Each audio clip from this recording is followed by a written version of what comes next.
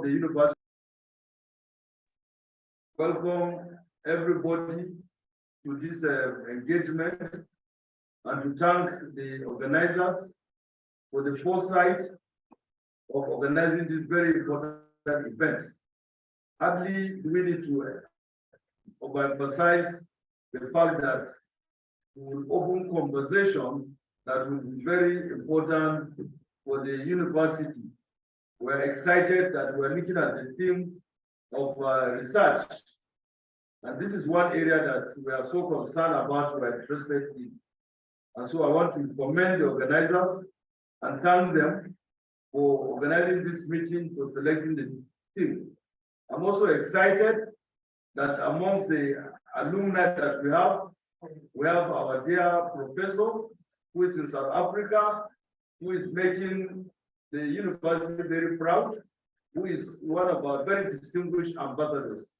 Prof, on behalf of the university, I want to thank you for what you are doing. I want to encourage you to continue doing that. As you are doing that, we feel very proud, we feel very encouraged, and we know that what we are doing is the right thing. And we also expect that you partner with us so that we can continue to grow the university. The other thing I wanted to say also is that our convocation ceremony is likely to come up first week of May.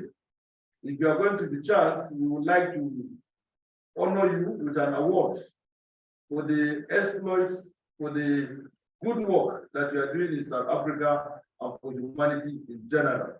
We will leave the matter with Professor Andara so that you can discuss that further with you on the question of the award. And then secondly, please always remember us in terms of linkages, in terms of collaboration, and in terms of networking, so that we can work together. I want to assure you that we have opened up this university.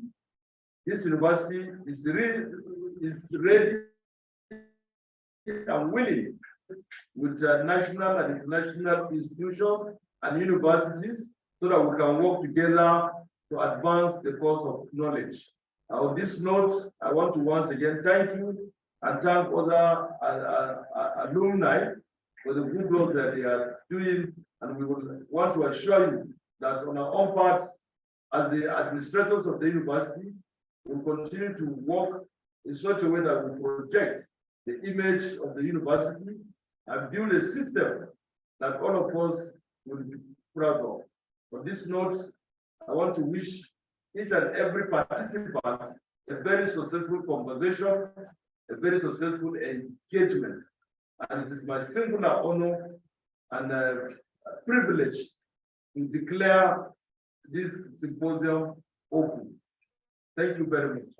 Thank you so much, our Vice Chancellor, for your kind words and also your kind invitation. Since you have to go, I should allow Professor Abejide Ade Ibijola to kindly respond to the Vice Chancellor so that we can formally introduce you. You can then have your lecture.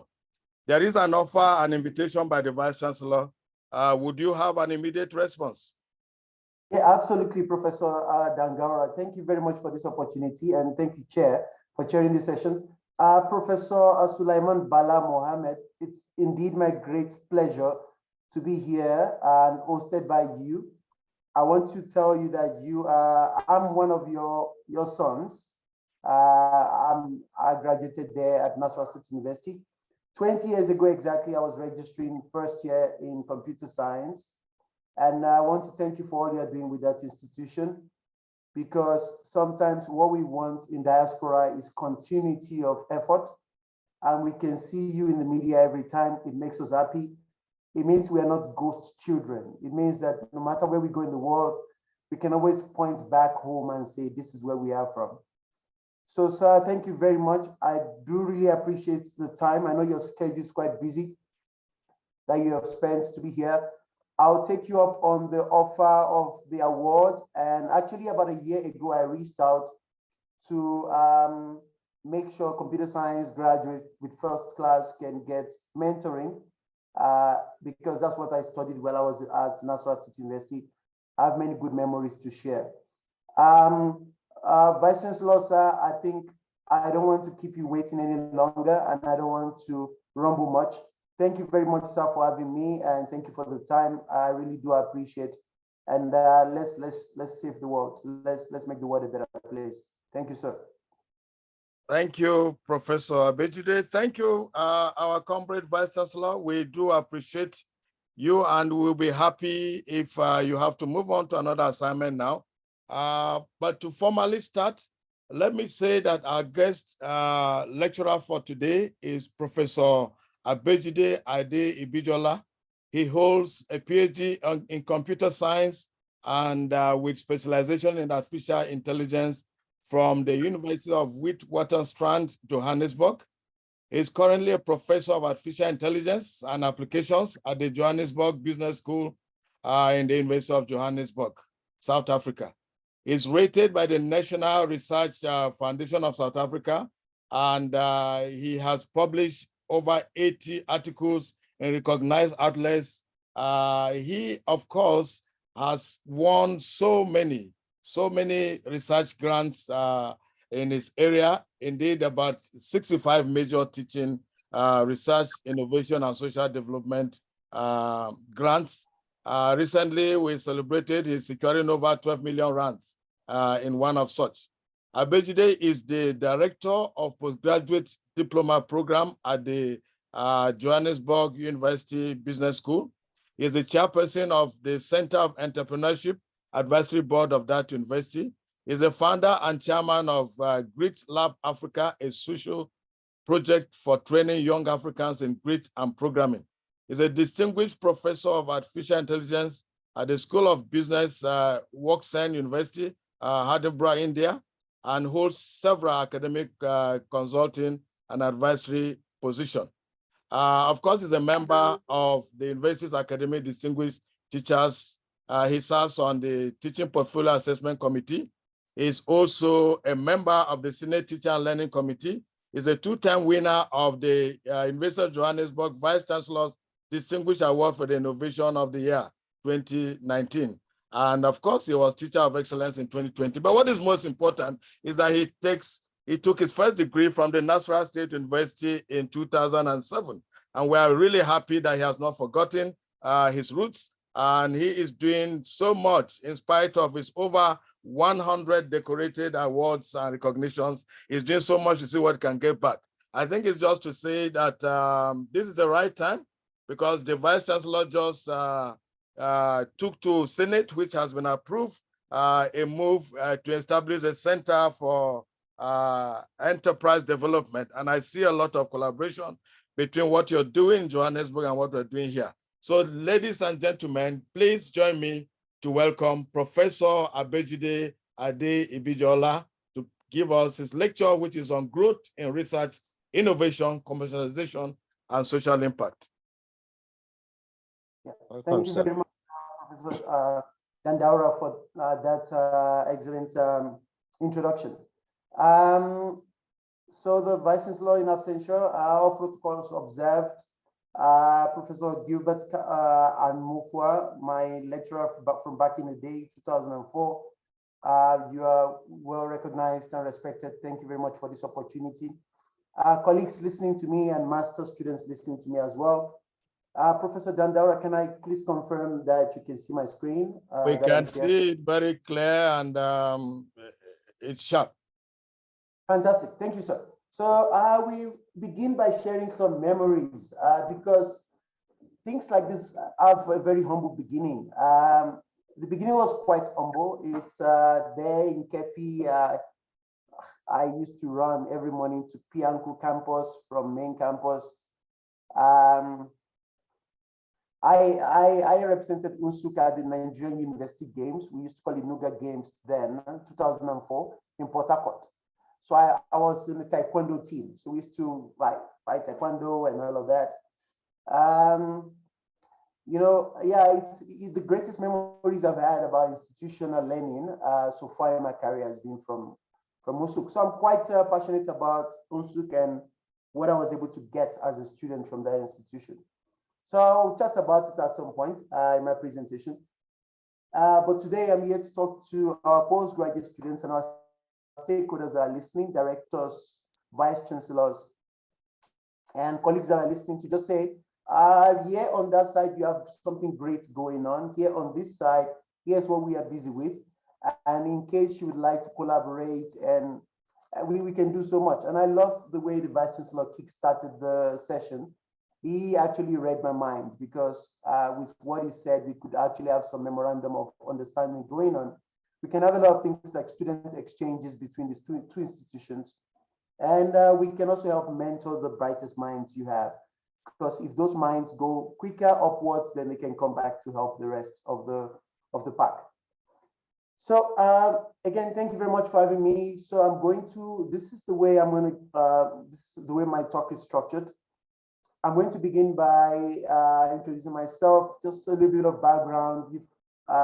Thanks, Professor Dandaura, for that introduction. But I'll just show you the background where I'm coming from.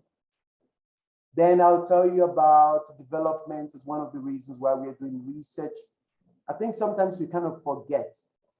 And it's not because we desire to forget, it's just because the institution forces researchers to produce large numbers. And when researchers are just producing large numbers, then the quality drops and it almost becomes like junk. And junk is not good for the development of our people. When I say our people, I mean in the context of Nigeria at large and Africa at large. So then I'll talk about research, innovation, and industrial applications. This is where the money is. Sometimes we think our students don't have opportunities. It's because whatever they are creating is not needed by the industry. So we need to talk about that.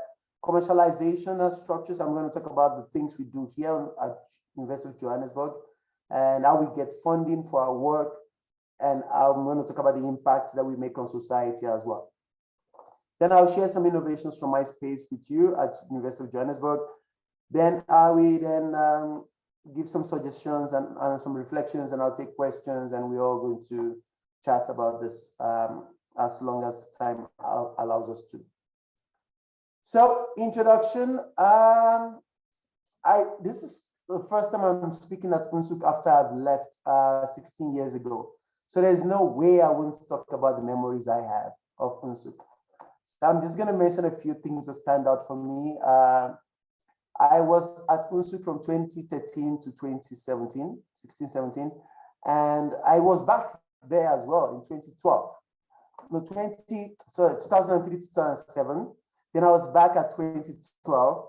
When I was back at 2012, I was back as an assistant lecturer in the Department of Applied Mathematical Sciences, called Mathematical Sciences Department, Statistics, Computer Science, and I taught. In those years, I enjoyed the landscape of the institution. From the gate, you get in and you get into a little valley. You drive through the valley, then you rise up to the top, and there's like a little diamond in the middle of the institution there. To your left will be the staff quarters, those years. Right in front of you will be the University Administrative Block, where the Vice Chancellor then sat. I enjoyed the Kefi town itself. So I played football at Federal Government College in the GRA part of Kefi. I would have meetings at New Kefi hotels and with my friends sometimes. And Gwolambu was where we bought suya at night. The suya was really good. And Gwolambu was just across the university on the other side. And I stayed in the boys' hostel then. There was a gentleman called Mala Madamu who used to sell burger for us. We called it burger those years. So it was bread and moi moi. And in the morning in Gwolambu, you enjoy akamu and kose, and there's Alaji Meshai there that does chai, and yeah, they were good memories. I just wanted to touch on those things so that you know I'm a true son of the soil.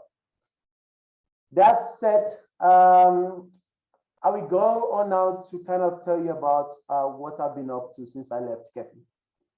So at Kefi, I got my bachelor's honors in computer science with a first class. I was trained by Professor Gilbert Amofa, he's here listening, and some other colleagues of his those years. And I proceeded after several years of doing my working in the software industry. I went to Futa Korea, I got a master's qualification. I traveled to South Africa, I got the PhD in computer science. Then it's been 15 years now since I've been in the industry and academia. My research field is artificial intelligence and applications. I'm more interested in the applications part of things. I don't believe theory should not have applications. I work in algorithms across the spectrum. I do some work in formal language theory applications. Then right now at the Johannesburg Business School, I do postgraduate supervision in AI and applications, digital transformation, and I create a lot of technologies. So one thing that has, I think, assisted my career is because I'm able to translate the theory into practice. So we're going to talk about that at some point. So I do some work with the industry still, either in consulting. I work for governments of South Africa and other African countries. I do work in academia, of course, because I'm a full-time academic. So this is pretty much a picture that shows what I am always up to. Like every other academic, I do postgraduate supervision. I do some competitions. From back in the day at Unsukas, where I used to compete either in sport or something. So I love to compete. I have some social projects where I train young people to be technology entrepreneurs. Then on the outside, I do a lot of work in job creation. I like to source for funding. And I do external engagement, external examination for several universities. I'm also a distinguished professor in other universities. I do teaching and mentoring. I believe the effort in teaching is not enough. I believe we need to make students identify with us, to know that we are not the enemy, but they have to absorb the knowledge and we have to support them the best way we can. So I do a lot of work here in terms of grit. So I do this even across 11 African countries right now. I call it Grit Lab Africa. So you can find it on gritlabafrica.org. Then in my research, like I said, AI and applications, that's what I do. So that's pretty much a picture of what I'm always up to. Development, the real reason for research. So here I'm just gonna put forward some questions that are now the new questions. All right. The old questions are questions about how many papers do you have, how big are you in society? But the new questions are more towards impact, because you can be as great as you want, it's just for yourself, but then how much can the society benefit from what you can do or what you know? So the first question will be, with all of the things we know, how come we are producing graduates that are unemployed? So that's a question. How many jobs can a government create? I think as Africans, we have been stuck here for so long. Anytime we don't find a way, we just blame governments. And I'd like to tell you that the first world countries don't have governments doing much for them, actually. It is the startup companies, it is the private sector, those guys are the ones carrying the heaviest load. So we need to talk about that. The government cannot give us much, but we can create. So can innovation from research? So research in itself is not supposed to end in theory. So innovation is the one key thing that needs to come out of research. And I'm happy that I have computer science master students joining me today, maybe doctoral students as well. We need to start talking about how to innovate from those same research outputs you have. Because if we can, then it's going to lead to job creation. We can create small businesses and startup companies. And that's how Silicon Valley and all these big enterprises were forged. So with technology, for the first time, I believe opportunity is open to Africa for the first time, because you can have a laptop. Back in the day, you have to travel to Lagos to use a library or something, or to use the internet. But now you can sit right there in Kefi or in Akwanga, and you can have your laptop going and you can actually innovate something that the world wants to pay for. So we need to talk about that. The future of work, colleagues, I think right now I'm sure you've heard about ChatGPT and many disappearing jobs. So the future of work is something that is really troubling. We need to talk about that as well. So how do we do innovative research? I think it's a rhetoric question, because we actually know how to, just that sometimes we are compelled to copy someone's work and kind of change it in a case study and then kind of produce junk. And then that's one thing that we need to reflect about. So how do we identify intellectual property and protect it? I'm not sure of the policies at the University of at Nasarawa State University today, but then I think the institution needs entities to identify intellectual property, because I can imagine some of our students are doing some work that the world is willing to pay for, and we need to protect those such initiatives. We also need to commercialize and monetize knowledge, because when we make money from these things, we can get to a scale and employ many people. Every field needs to ask this question: who is willing to pay for our research? So in case you're doing some form of research and there's nobody out there that's willing to pay for it, then it's a problem. I think it's a waste of time, actually. How do we quantify the impact of research? What metric are we using right now? So mostly we're using citation metrics. How many papers do you have? How many people have cited your papers? But I think we need to look at more impact beyond just these metrics that we've been used to. Academic freedom, I think we all need to do work in areas that we love to work in. So we need to remember that we can research whatever we want, and it's not time to get stuck to old ways. And there are new areas that we can explore, places that the world needs solution in. Is anyone reading our papers? I think right now, you'll be surprised. We did some research on this side. We placed a camera in the library and we checked how many shelves of that library was not touched by students over the years. And you'll be so surprised. The many columns in the library contain many books written by our colleagues, and no student actually touches it. No researcher touches those books. And many of those books are even on Amazon, nobody buys them. So what would that mean? That would mean that we've spent so much time just for books, dusts, and shelves. So we need to revise the way we look at these things. Does the industry understand our articles? I think science communication has been a topic in the world. The world is so keen on science communication. I think for all of us in science technology, we need to write articles that are easily understandable by practitioners, people working in the mining sector, in the government, people working in the banking sector. They need to be able to pick our research, have a look at it and be like, oh, I think I understand what is going on. So right now, another question is, does Africa have the luxury of excessive theoretical research? I think in Europe, you could do a lot of theory because they are very industrialized. They're way ahead. When Africa, I think we need more applied research. It's just a personal opinion. So I had a colleague a while ago that did his PhD in the vocal cord of a Pratana frog. What that means is that he went into the jungles of Zambia to find a particular kind of frog called the Platana frog, and he investigated the vocal cord of this frog. Colleagues, I think in the current day and time, we don't have the luxury for research work like this. We need the kind of research that will translate to employing 100 people, 50 people, or 1,000 people if possible. We need to feed our people, so we don't have time for this kind of theory. Then the elephant in the room is artificial intelligence, how it affects everyone's research. So I think if you're listening to me, even if you're in cybersecurity, you need to look at cybersecurity and AI. If you're in administration, you need to look at administration and AI. AI is the elephant in the room, is the topic of the day. AI is here to stay. You've seen the disruption in the last few months with ChatGPT 3 and ChatGPT 4. So it's time for us to talk about those things. So speaking about Africa, research to solve Africa would be a good way to start. So whatever research you're doing, please make sure in your problem statement, you have something that ties to African problems. So if Africa really has the problem of cybersecurity, of course, talk about it in your problem statement.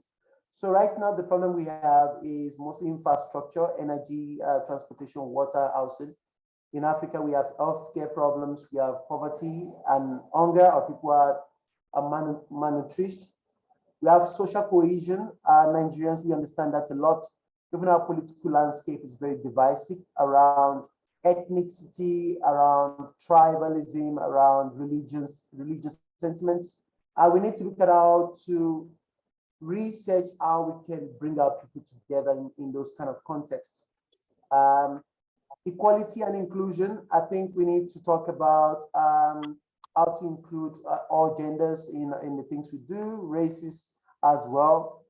and access to quality education in rural areas of Nigeria, in the northern part of Nigeria, all across Nigeria where there is no access to electricity or to the internet.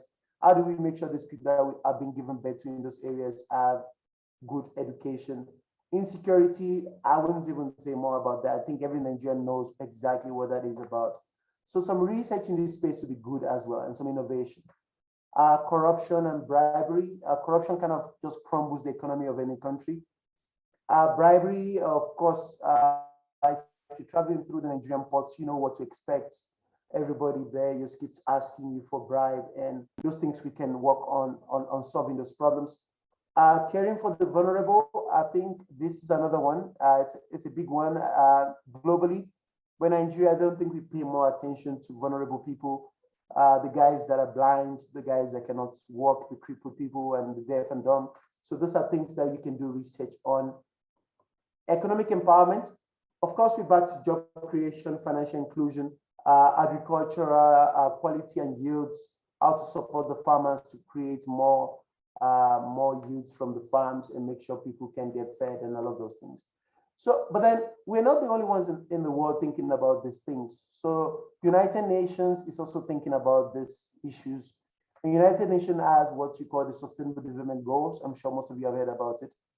And these are the goals of the United Nations by the year 2030. They want to make sure there's no poverty. That's going to be very difficult, but they're not one of the dreams we have. So in case you're researching, you should look at your research speaking to one of these things. Gender equality, gender equity or equality, good health and well-being, zero hunger, quality education. I think for me, the ones that stand out very well are number 9, industry, innovation, and infrastructure. Because if you can fix innovations, you can fix innovation for many things. So here is the list. Please, by all means, I'm going to share this slide with Professor Gilbert Amonfua to share with the attendees to look at which aspect of this can you speak to with your research, either at master's level, at PhD level, or as a researcher that you work at Nasarawa State University in Kefi. So connecting the dots. How do we connect the dots around all of these things? Of course, we know what the problems are. Research is always the answer, but we need to talk of innovation and commercialization like I've painted a picture to you. We need to include the guys in the industry. They need to know what we are up to in terms of research, and they need to step up to sponsor the research work as well. And we need to publish in recognized outlets as well, places where all over the world the work will be well read and well cited. Development are the things that would come out of this. We're going to gain enough skill to compete on a global scale. We need to compete on a global scale. We don't want a world where only China and Russia and the United States create all this AI and we all have to just say, okay. As an African continent, we need to be involved. As Nigeria, we need to be involved. Nasarawa State University, we need to have a footprint when it comes to skills, job creation, and solving African problems, and also stepping on the world stage and providing solutions to some of the sustainable development goals. So let's see, now speaking about research, innovation, and industrial applications, I'm just gonna give a quick overview of what academics have always signed up for, the things we push our students to do. So if you're a student here, a master's student, PhD student, or a researcher, you probably could relate to some of the things I'm gonna talk about. So we often push for original contributions. We talk about models, frameworks, theories, techniques, processes. We talk about inferences, qualitative research, quantitative research, mixed methods. Sometimes we write algorithms, we create new machines in academia. We create new artifacts, products, tools, software, hardware, and the list goes on. Sometimes we are doing soft things like we're doing reviews of previous literature, summaries, and we're doing opinion pieces, or we like to call them op-eds. And we do sometimes publish about our work in progress, speculated results of them. And we use these outlets to publish journals, conferences, books, chapters, and we do some collections of books and stuff like that. But here are the other awesome things we can spend time on. Across domains, we can innovate. So we can, innovation, loosely translated, doesn't have to always be about technology. So we can do something more practical in our fields. We can solve a clear problem in society, like I said. Usual sources of innovation, if you're in computer science and listening to me, are usually new algorithms, machines, artifacts, and tools, and all those things. The output types could take the form of white papers. Please do not just stick to only journal papers. You can actually write white papers. You can patent your innovations. You can speak to patenting organizations, or within Nassau City University, if you have people there that are very knowledgeable in terms of filing a US patent, they can assist you. Copyrights of software, so you can write very good applications. Get your students involved in this, because your students actually are younger, they can work for many hours, they can write software if you train them very well, and they can help you in this kind of process.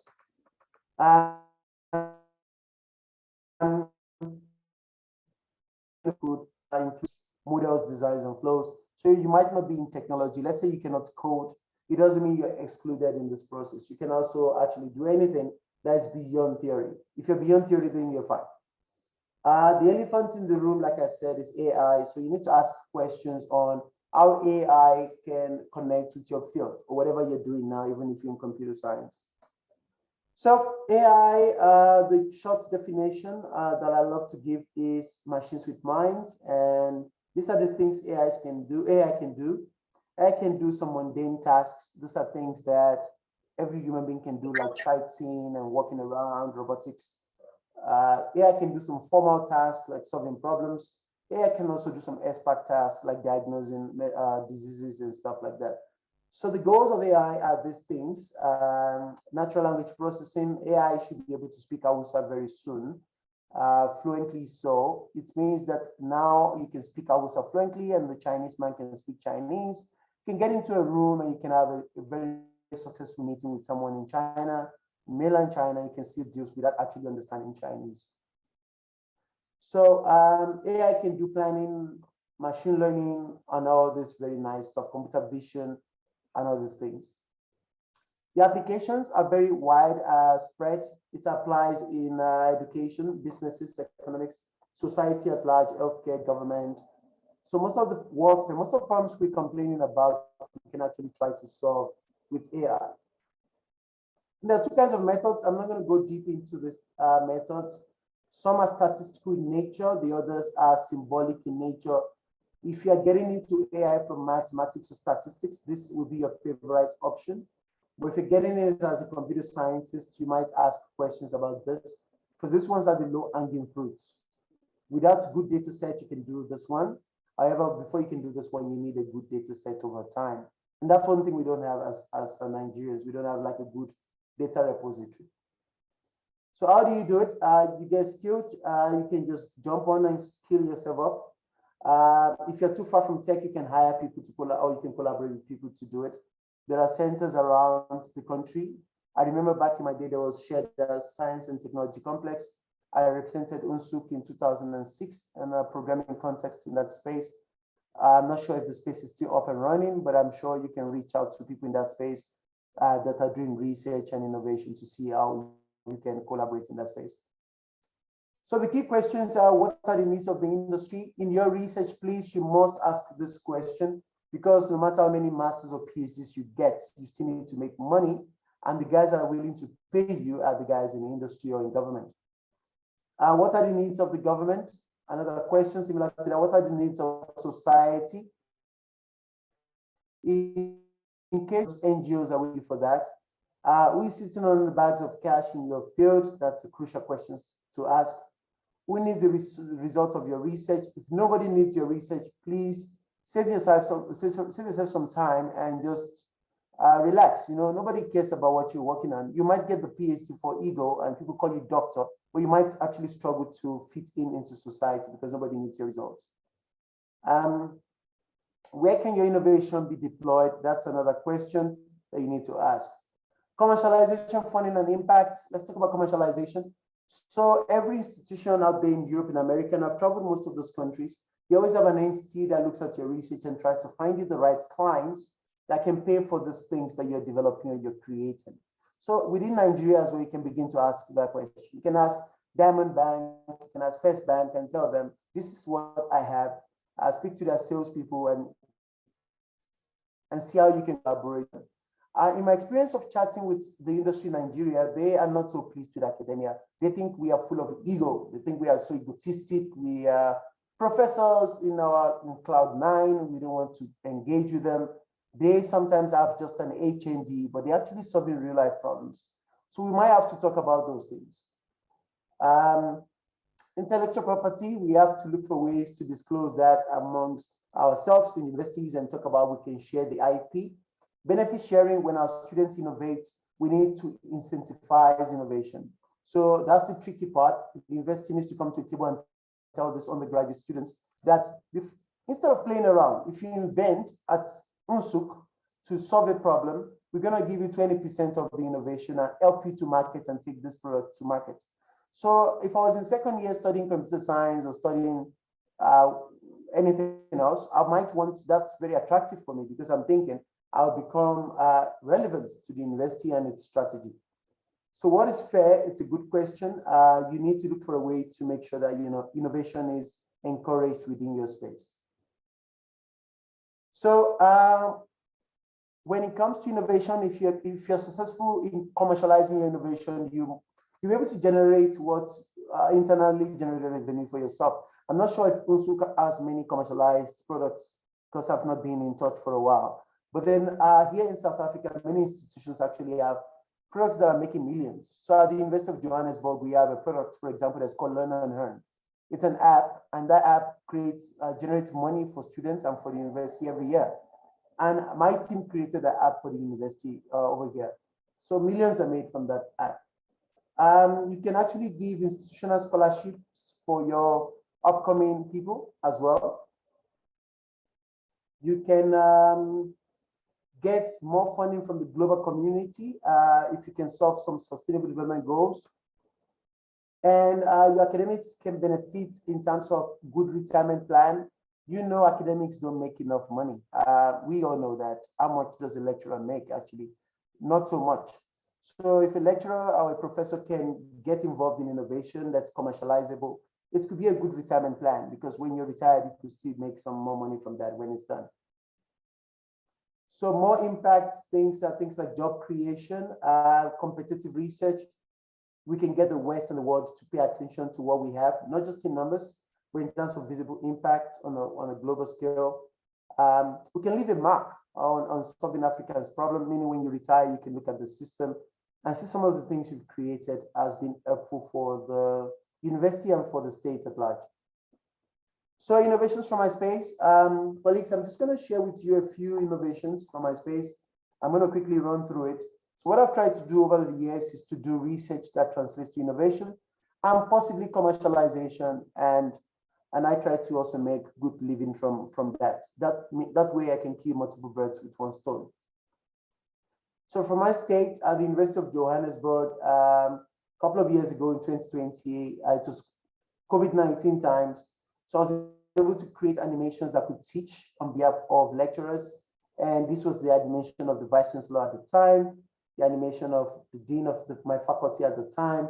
And we used these animations in teaching across different languages. So here in South Africa, we used this to teach in isiZulu, which is Zulu language. We taught in Afrikaans language, which is like Dutch. We taught in many languages using this animation. So when my students couldn't reach me, they were able to see this animation that we're able to explain computer programming to them. I got students involved as well in 2021 to create solutions that could automatically group students like this one. We've created video games that students can use in engaging with our facilities. So here was a video game from 2021. It's a game that lets you play in the library itself. So in the game, you are busy solving problems and you're busy teaching the student how not to plagiarize. So we call it plagie warfare. It was quite popular, and this game currently is at the commercialization stage. Here is an app that we created in 2019. It's been in operation for about 5 years. It is commercialized, and this one makes money for the institution every year. It's used by the marketing team, marketing students to sell products unlike industry training. So in Nigeria, we call it IT. So he got an IT for like 6 months. So this was one of the things we did here at the University of Johannesburg. Here was a proctoring system that we did that would allow us programming problems, write their code on the side, and it was able to curb cheating among students during COVID-19. This was very helpful for during COVID. Here was one from 2021. This one, you could predict if a student is going to fail, and then you can assist that student before they actually fail. So this was a product that we created from 2021. Here's a chat bot called Python bot that assists students in learning while the lecturer is not available. Here is a project that has social impact. This project helps students with people with hearing impairment, meaning people that are deaf. Then you can actually speak to them, but whatever you're saying is translated to text. They can read it like on a WhatsApp kind of text platform, and then they can, if they can speak, they can speak back, and whatever they say is translated as well to using a speech recognizer. And this was a product from 2021. Another proctoring system that uses computer vision to check if students are cheating. We launched this one in 2021. Here was an algorithm that allows you to query a static video. So this video is static, but a student that is studying the video can ask a question, and the algorithm can go to the part of the video that can answer that question. Here is a path bot that can show you around the campus. So you just chat to it like a human being, and it tells you where you can find what on campus. Getting people to work together in a team has always been a challenge. So this particular tool assists students to assist a lecturer in grouping students based on their personalities. So for students that are quite agreeable, so you don't want to keep too many stubborn people together, kind of thing, so that you can get products out. So this is a tool from 2021 that allows us to do that. In computer science, I've done some work as well in applying artificial intelligence in terms of generating problems and solutions. Here was a tool I created from 2018. Again, most of this tool turned out to be research papers like this one you've seen. It's a research paper, but however it's usable, you can apply it in your daily lives. Here we could generate practice problems in Python programming. So from 2018. I have a current student that is doing PhD with me at the University of Johannesburg. Her name is Okoyemi Okoyoluwa Iwashokun. So she's working on this AI product that could proofread your research proposal and give you feedback that looks like a supervisor's feedback. So we call it auto proofreader. We've also been able to work in finance. So this is one of my work from 2016 in finance, where we kind of look at financial chat, instant messages, and we try to mine the data and find inferences based on it. This one was paid for by Barclays Africa Group that year. So it was a product being used by a bank. Generation of CVs to make sure there are no errors on your CVs. So we've been able to work on AI for that space to generate CVs. Reading of contracts. So this one is called summarization of legal contracts. Sometimes you have a contract that's very bulky, like 20 pages, 30 pages. So this AI could read and then tell you what to look at for in that contract. Sellbot was a solution for small businesses to advertise for them on social media. This was a product that I did with my master's students in 2020, and it made the proceedings of this collection of this book called The Disruptive Fourth Industrial Revolution. Healthcare, we've been able to do some work in healthcare as well, getting closer to the end now. So clinical notes, most of us don't understand what medical doctors are talking about. So in this space, we're able to decrypt clinical notes. This one as well was a solution for pushing exercises to Twitter for students to solve. So we generate a problem, we generate the solution to the problem, we push it to Twitter using AI. So even when you're not busy with your computer, the AI can get on Twitter, push problems for your students to solve. Here was a solution for human resources that slices CVs and tries to comprehend CVs and compare the CVs to jobs that are available so that the human resource guys, the HR guys, don't spend too much time to kind of look at CVs. And there are many more that we've done over the years. Again, they all turn out to be research work contributions, and we publish them in recognized outlets. Sometimes it's just a tool that we use on a daily basis, but sometimes we have an artifact and we then publish research papers based on it. And if you are interested more in this, you can watch my YouTube talk on teaching and learning portfolio, innovations for teaching and learning. You'll see many of those things that I have not mentioned in that portfolio. So colleagues, I'm going to now give a few suggestions, open up for questions at some point. I'm going to also give you some reflections, few things that I feel like I've learned over the years since I've left Kefi myself. So I think no matter the domain you are in, I think you have to innovate or be close to innovation as close as you can. I think the world is changing too fast to be quiet. I think solving for X is good. I know the mathematicians listening to me, they love to solve for X. That's great, that's great. I'm a mathematician myself, I love mathematics, but it's interesting to think of things in terms of application. So Africa has a lot of problems, that's where the money is, and it's a noble thing to do as well, to solve real life problems. It's always nice to think of who needs your solution in the real world, and if this makes you change your research focus, then that's okay. That's okay. You don't have to apologize to anyone for changing from cybersecurity to AI. If you need to change, you get your qualification, get your master's, get your PhD, and afterwards you can change your focus if that's the case. You need to train. So I believe we need to weave training into the puzzle. We need to train the smartest young people for Nigeria, for Nasarawa State. Because if you don't train the smartest people, then you're going to be disadvantaged. So I think great teaching will help you close the loop. It's the ripple effect.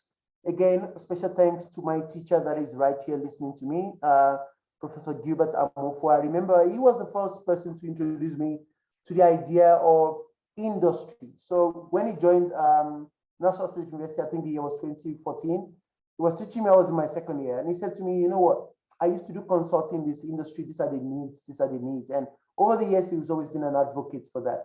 So I think good teaching could really assist us in that space. It's called the ripple effect. We must focus on solving the problems that matter. It's a one-life constraint. We don't want to be one of those researchers that solve those problems in those books in the library that I spoke about, the books that never get read.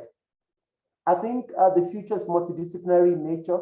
I think we need to break down the barriers of our faculties. So sometimes we're there, we're like, I'm in natural and applied sciences, you're in faculty of humanities. We kind of drawing lines and kind of drawing boundaries between ourselves. Nice if you're there in history faculty, you can walk up to professors in computer science and ask, how can history and computer science be combined? You can start up a research group where you can actually write new research papers in that space. So things that will be interesting will be things like politics and agriculture, or AI, agri and AI, history and virtual reality. Those are new areas one can look at. The culture of innovation is important. So at UNSUK,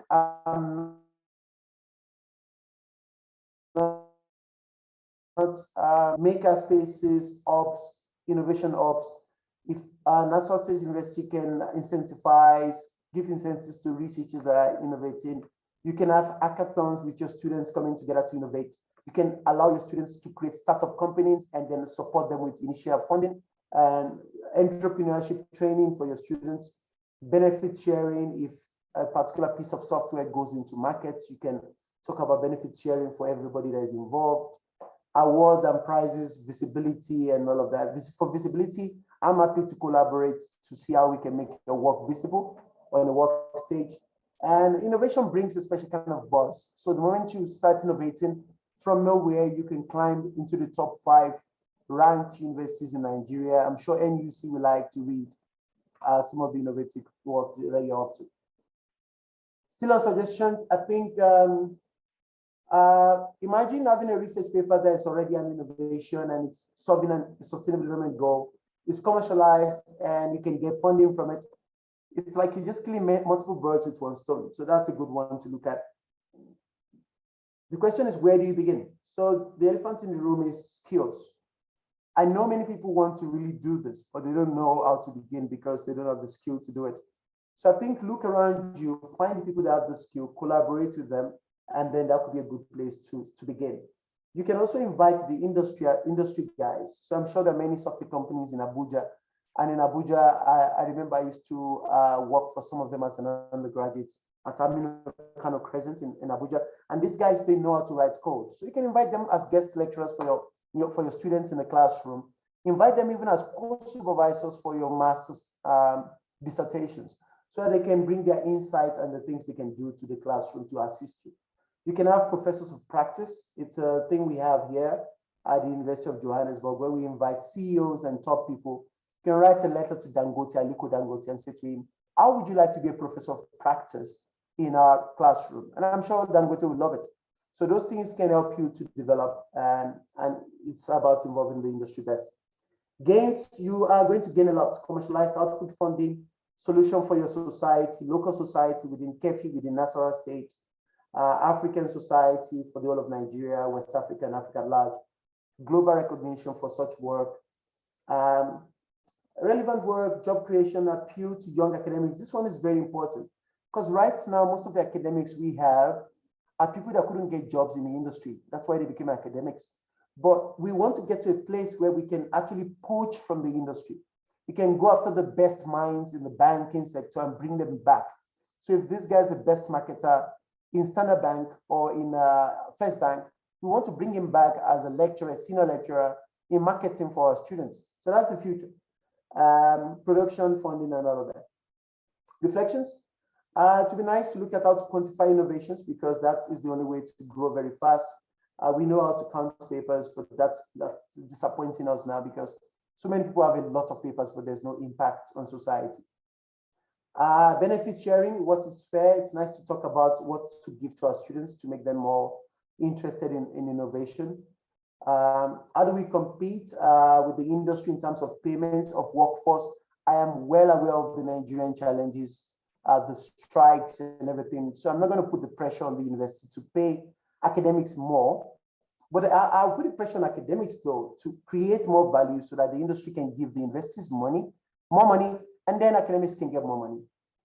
So how do we bring along non-scientists and non-techies? So I think that's the question of multidisciplinary research. And we need to intellectually weaponize our young people as well. So I think sometimes we ignore our young people. Now they have first-class qualifications. They're teaching in primary schools.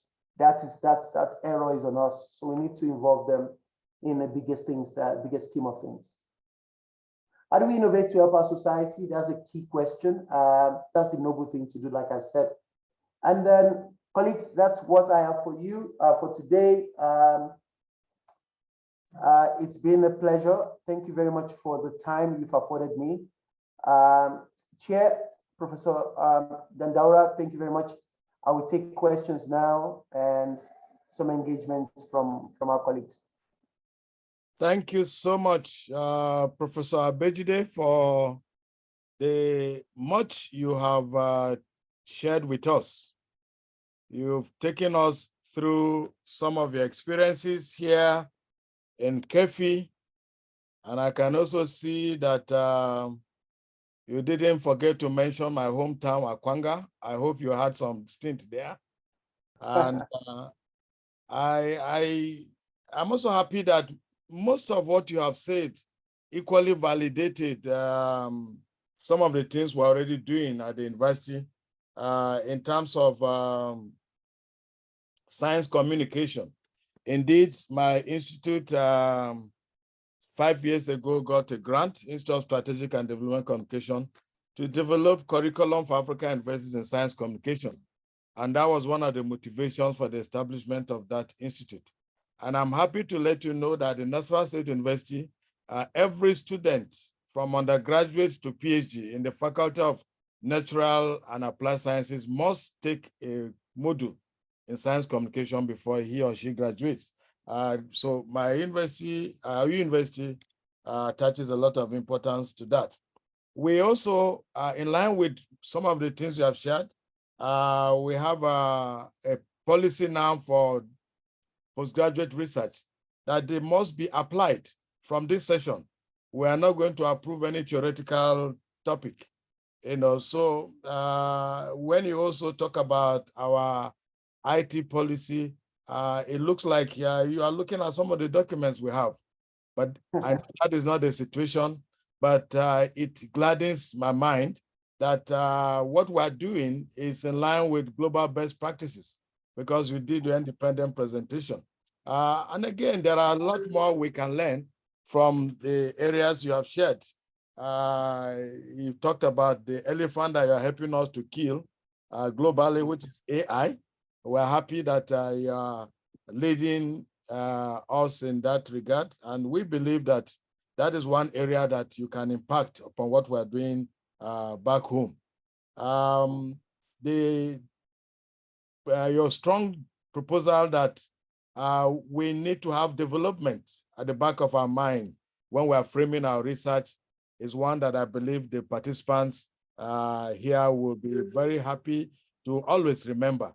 Africa has no time for luxury to engage in researches that are just for the fun of it. There's a lot more. People are dying and they need our work in order to survive and live more fruitfully. And so as researchers, we must begin to address the issues of challenges of poverty, challenges of how to deal with our day-to-day environment. These are all very useful contributions that we can pick from your presentation. And you ended by encouraging us to begin to think interdisciplinary. Of course, you believe that research nowadays is better driven through collaboration. And of course, that is also why you are investing so much in mentorship. Thank you very much, Prof, for your time. You really have been very patient with us. And I want to appeal that you still take time to see if we can respond to some of the interventions that will come from the House. This is a point where I will invite contributions from the House. I think the head of the department will give vote of thanks at the end. So let's allow, because in the House here, we have our doctoral research candidates, we have our master's degree candidates. We also have my colleagues in the House. So please feel free to engage Professor Abejide. The floor is open. You can type your questions. You can also raise your digital hand to ask questions. Thank you, Prof. Thank you, Prof, for those comments. Yeah. Thank you. I'm waiting for the questions. Participants can actually ask questions by using their microphones or sending in chats so we can ensure that everybody is captured within a short time. The floor is open, please.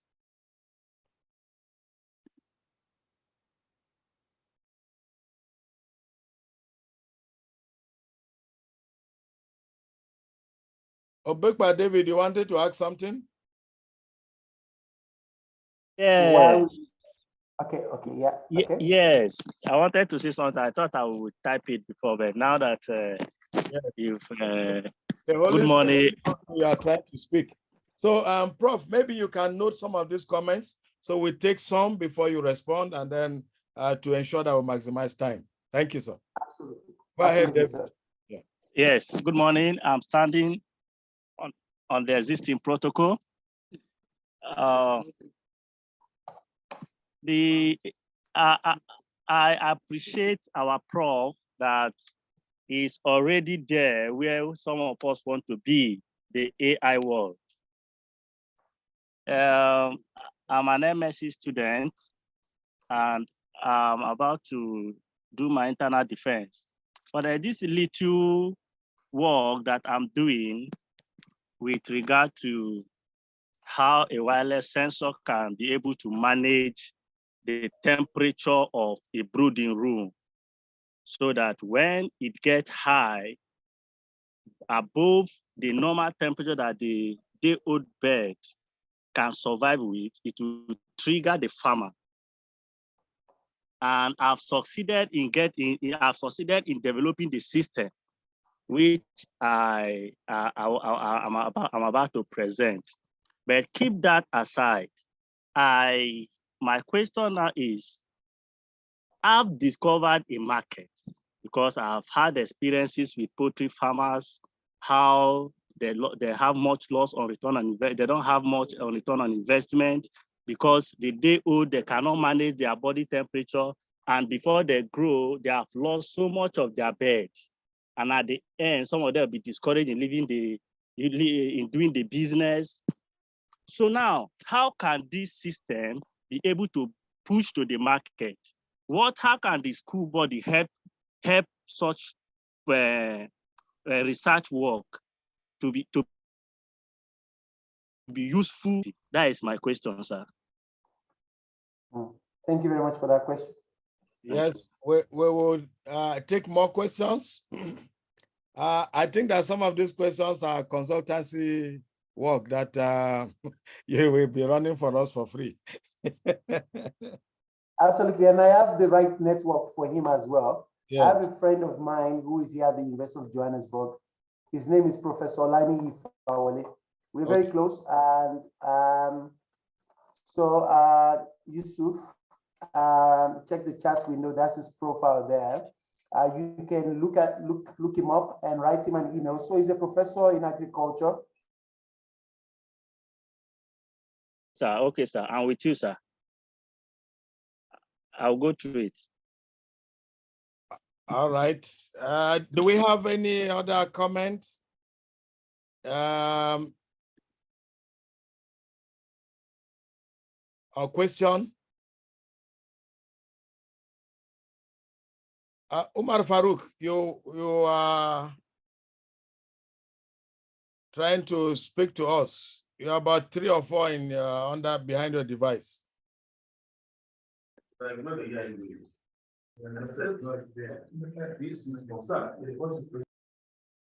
Yes, Umar Farouk, you want to intervene?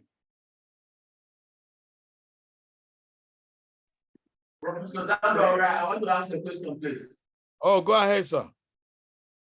Okay, Professor Adibola, thank you for that exposition. I'm really very, very proud of you.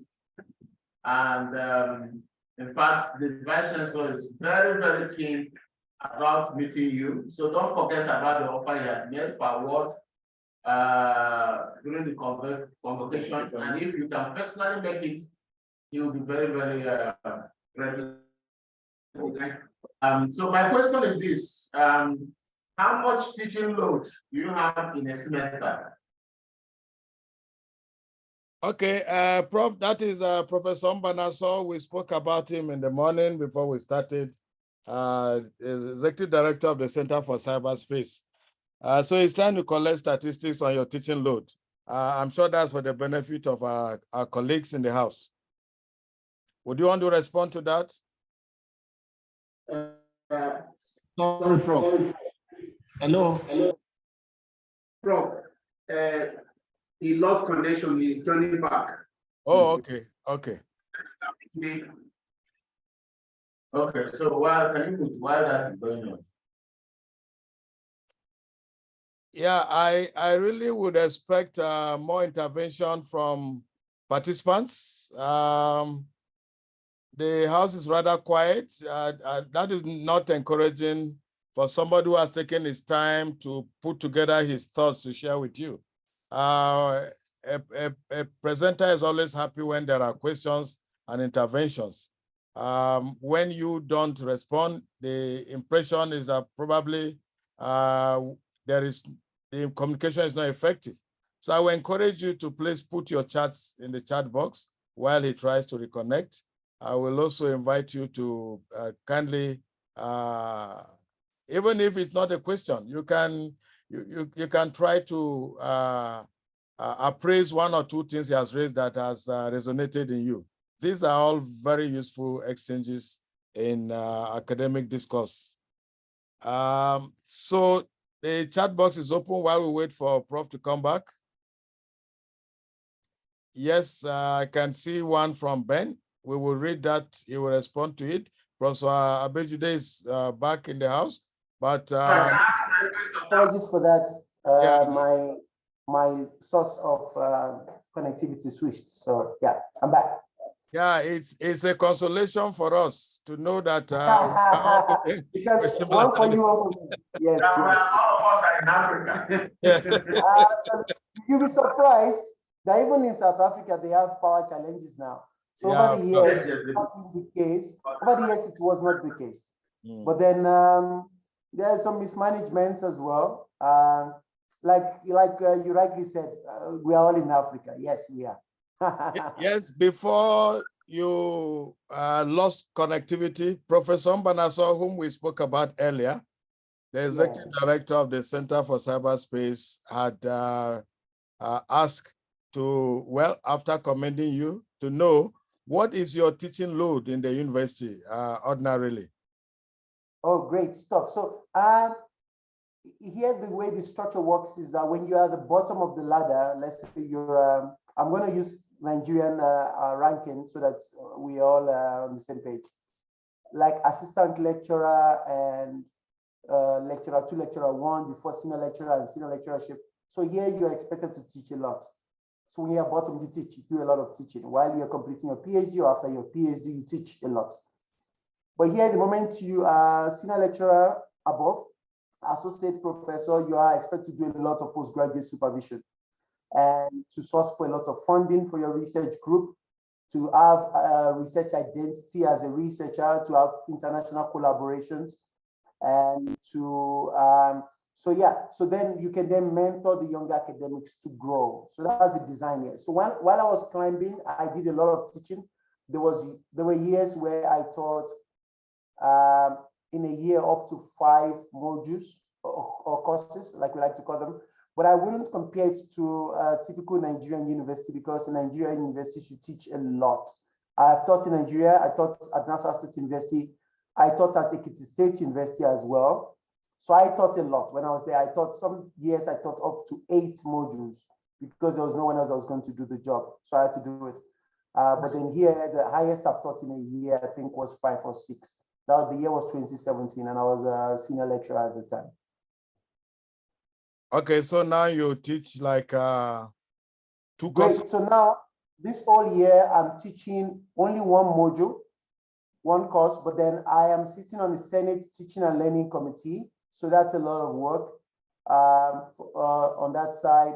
I am also a member of the Teaching Portfolio Assessment Committee. So your typical appointment and promotions committee in Nigeria. So when people want to get promoted in academic ranks, so their teaching portfolio goes through my desk and other colleagues, about 6 of us. So that takes some time as well. So I mean, teaching and learning leadership, if it makes sense.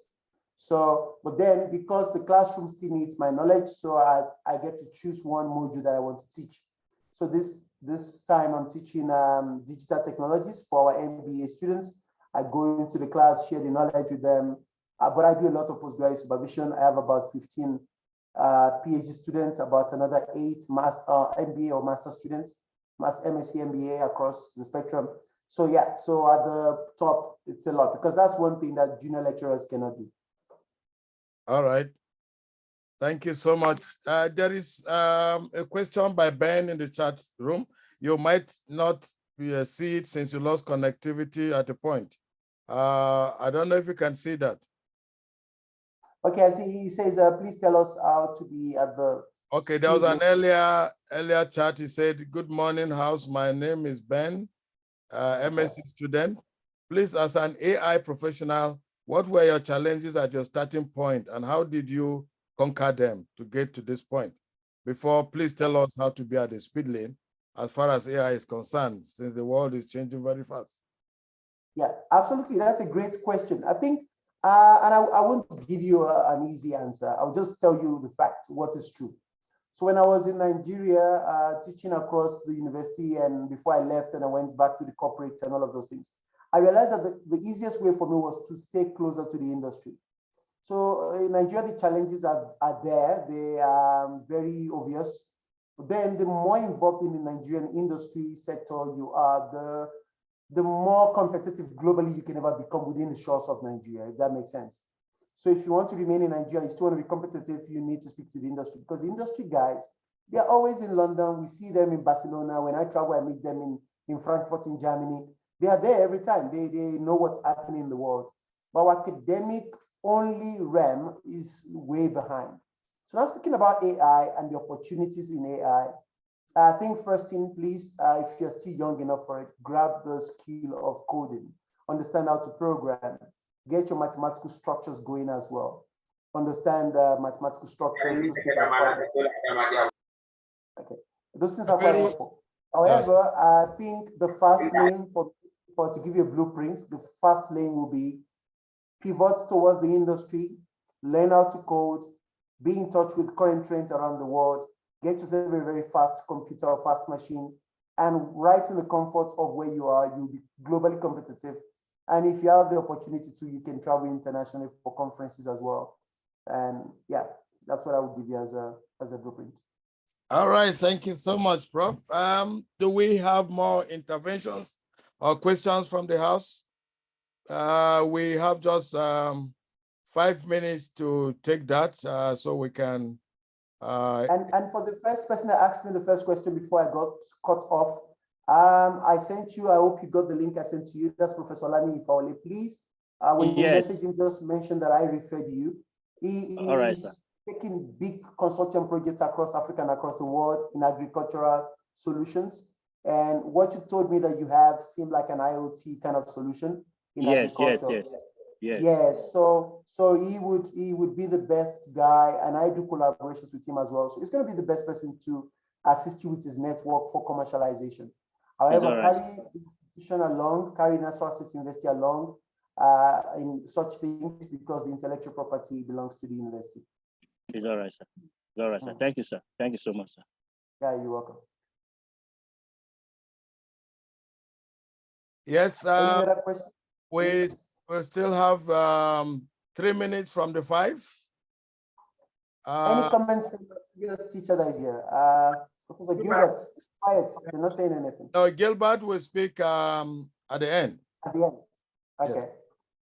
Thank you, Prof. Thank you, Professor Dandawara, for this beautiful work. And Professor, no worry, my plan. Abejide. Abejide, yes. We really commend you for what you are doing. You are doing a great work. So you are our ambassador. And like I said before, you weren't here. The Vice Chancellor, I like this your beat. I will have to get one now. Because yes, in fact, I like your dressing. Yeah, we are going more African these days. And so I'm so much impressed. But you know, there's nothing like hope. Some of us had the opportunity of staying abroad, but we decided to stay because somebody had to build this continent. And so I'm so much proud of what you are doing.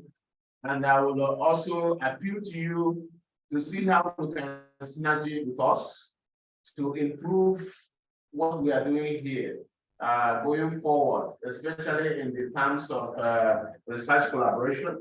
I will contact you personally and to interface with you and tell you my areas of interest. Thank you. I hope you will also be a motivation.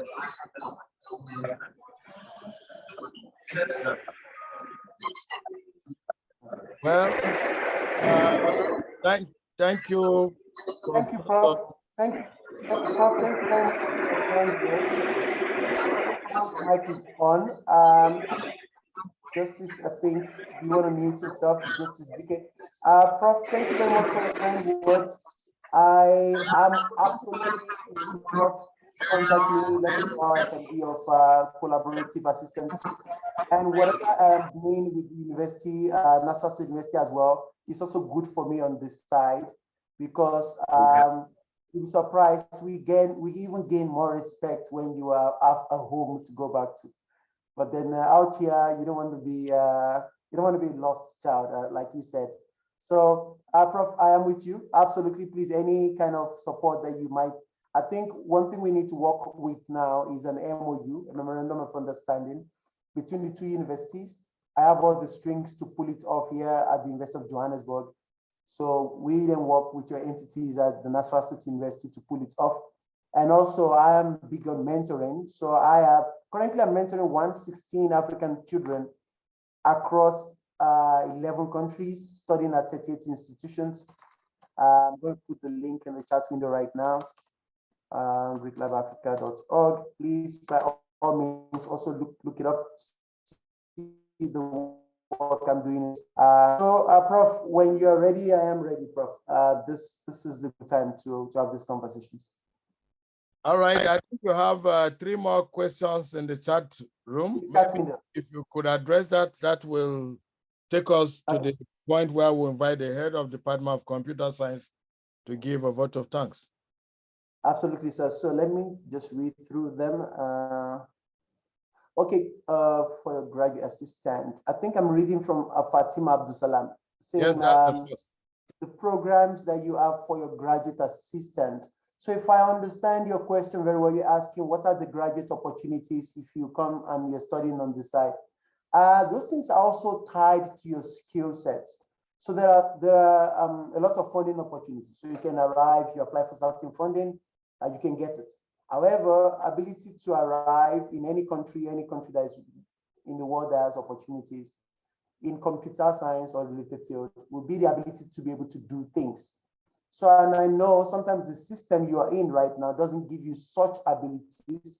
So that's why you need to be a rebel in knowledge acquisition. You need to be a rebel. Pick up a laptop, try to learn so much by yourself so that by the time you leave the shores to come back, anywhere you end up, it could even be within Nigeria, could even leave, let's say, Nasarawa to, let's say, Bayero University. But when you get there, you realize that you have value because of the things you can do.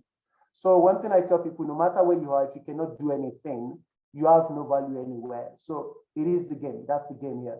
So yeah, but then there are many graduate opportunities. In my own research lab, I hire a lot of postgraduate students. I also hire undergraduate students to work on consulting projects for the government, for the industry, and it's all about the skill. And I also upskill. I prefer to upskill the younger people because they change their minds really quickly, and they are the future. I'm going to read the next question. Ms. Student.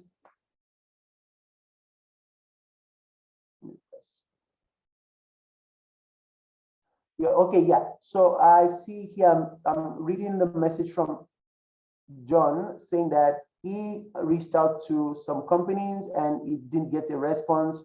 It's a huge limitation. Yes, I understand the Nigerian landscape. Like I said in my talk, if you were listening to me, John, these companies don't take academics seriously in Nigeria. And you can blame them because we're always in and out of strike. You know, we are on strike today, we're on strike tomorrow.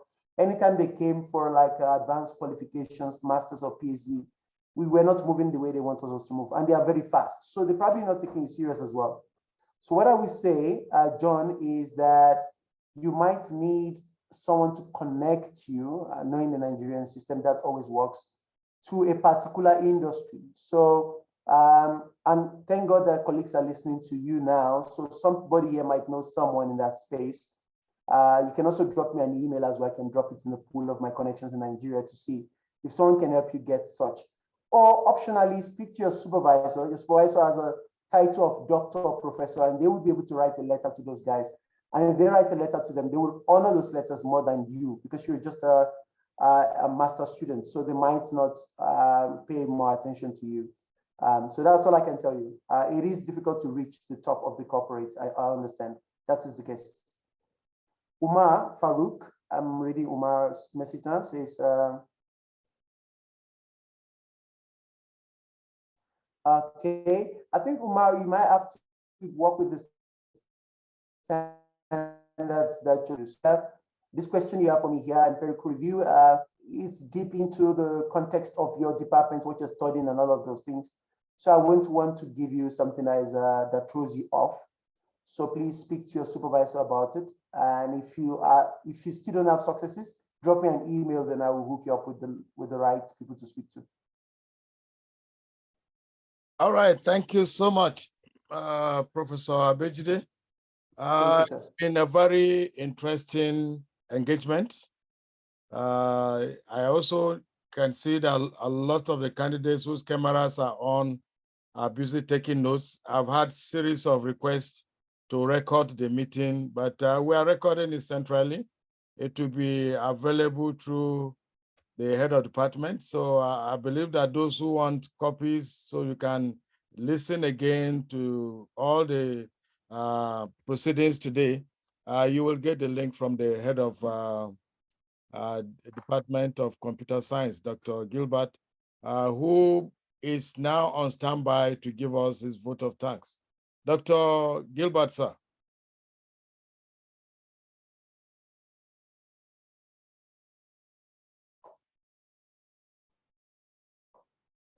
Thank you very much, Prof. I want to appreciate you for how you have handled this program for us. First and foremost, I want to appreciate, on behalf of the department, appreciate Professor Abejide. Abejide happened to be in the first set of students that graduated from this department. And I'm privileged to also identify him while he was with us here. So, Jide, hello, Prof. Yes, you can. Thank you so much for giving your time and all the conversations that have gone before this day. And I thank God that God made it possible for us to have this day. We will still be calling on you from time to time. Our students will be getting across to you, most especially in the area of AI, which is your specialty, and its application. In the light of that, have an open mind to chat with them. And I know that you are quite busy. In your busy schedule, create a window for them to be able to have response from you. It's possible they will send questions to you for which you may not be able to answer and respond to them immediately. Create a window for them and respond, because in doing so, you are giving back to the society that made you. So in the light of that, we appreciate this time that you have spent with us and the time of the university that we have taken, because we are supposed to be doing other things for your institution right now. To express our gratitude to the University of Johannesburg community. So thank you very much.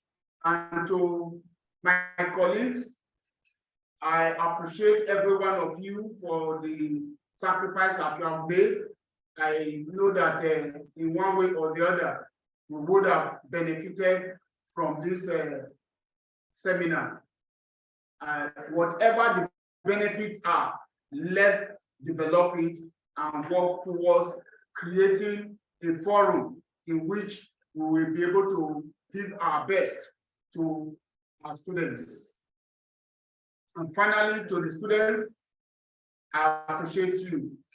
Thank you, thank you, thank you for logging in, for making yourself present in the, from my little record, there was a time we recorded about 50 something, including those of us that are in the conference room here. A number of people have left. All I am saying is that I appreciate every one of you. Thank you very much. In continuation of our seminar, we will be gathering at the software lab to continue the remaining part of the seminar in the next 30 minutes. Thank you, thank you, thank you, and God bless you all. And thank you very much. Thank you very much.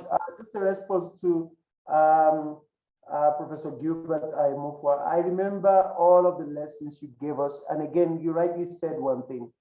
No matter how big a child grows, there is always foundations. So I just want to use this platform as well to thank you for all of the foundations you gave us. They went a long way to push us to become.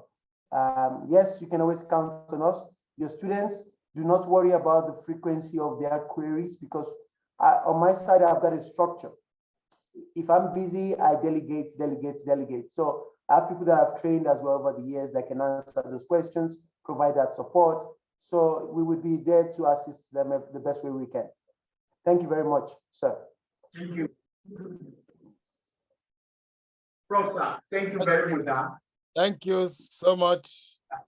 Head Department of Computer Science, Nasarawa State University. Of course, you have requested that Professor Abejide should always provide a window for our students. And I have looked at what he is doing. He has shared a link on Greek Lab with us, and I can see that he normally leaves a door, not windows. So I believe that our students will have his attention as much as he can afford. Professor Abejide, we are very happy to have you. And just to emphasize what Professor Mbanaso drew your attention to, it would be good for you to consider the Vice Chancellor's invitation very seriously. The convocation, incidentally, I had made a passing comment on it before the Vice Chancellor came on. We will be having two heads of African states at that convocation, the President of Nigeria and that of Namibia. And indeed, the Vice Chancellor has requested that I should follow up with you on that. So it would be nice for you to let us know outside this platform if it's something you would be able to participate in. But I believe it's a rare honor, but it's in line with our philosophy of ensuring that we support our alumni at all times, and we showcase each and every one of you that is doing very well. And we are happy too that you're very proud to associate with your alma mater. So we thank the department for this great program. You started with the workshop that I also had privilege of participating as a resource person. And I can see the enthusiasm in the faces and contributions of the postgraduate students in the department. I certainly would want to thank our dear professor who is now in the department providing good leadership for us, Gilbert.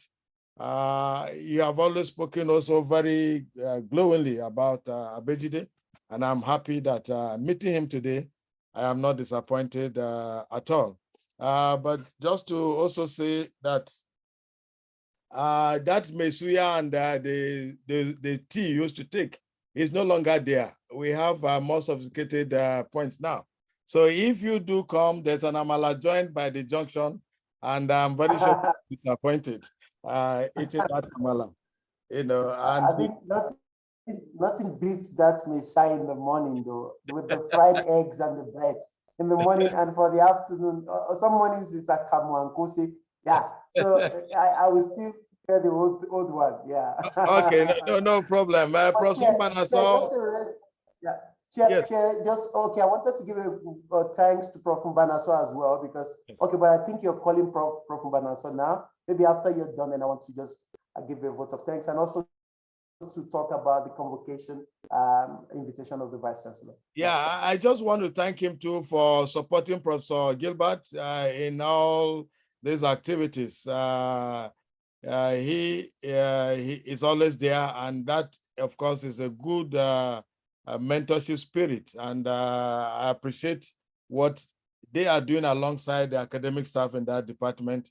I want to trust that if the students will cooperate with them and work with the programs as I can see them coming. And now with Professor Abejide also keying in and trying to see how you can together build capacity within the department, I believe that you would very soon make so many of our sister universities very, very envious of this department. So Prof. Mbanaso, thank you so much. I'm not sure you have anything to say again, but yes. On my side, just one thing. I want to thank Prof. Mbanaso because I realized I made a note, but I kind of omitted that by error. Prof. Banaso, thank you very much as well. Thank you very much for your support. Thank you for the invitation. And then about the convocation, Professor Dandaura, yes, the answer is absolutely yes. If I will be there in person or online, that's one thing I need to check because you know the situation. Then absolutely, I will take the honor of the Vice Chancellor, and I'm really grateful for such honor. All right. Thank you. Thank you so much.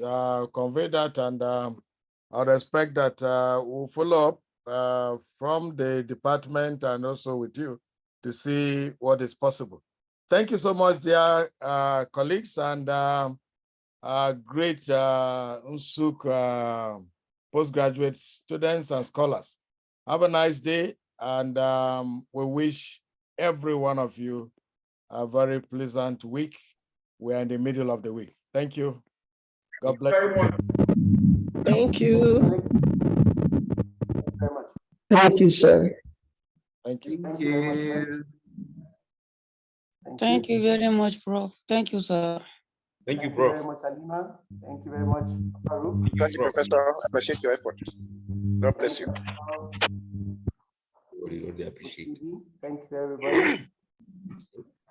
Haruk, I say you should talk. You know, talk now. Now you want to talk. Thank you, Prof. Thank you. Yeah, thank you very much, Bolu. Thank you very much, sir. We really appreciate your efforts, sir. Yeah. Yeah, thank you. Thank you, Sir. Prof. Thank you. Uma, thank you very Appreciate your much. effort. Basha Uma. Kanjiwa, thank you. We appreciate you. Thank you very much, John Saka. Thank you. I know you'll be hearing from us. Sir. Absolutely. I'll be waiting to read from you. Thank you very much. Thank you, Prof. Thank you, Prof. Thank you very much, Farouk. Bibian, thank you. You'll be hearing from us, sir. No problem. No yawa. All right, sir. All right. Hopefully, we see you in Isu one day. Yes. Hopefully, I will just check my calendar to confirm, but then I will be there on graduation either physically or virtually. All right, sir. All right. Thank you very much. All right. This looks like the time I will need to ask the admin to formally close the house. Thank you very much indeed. Do have a nice week ahead. All right, you too. Bye-bye.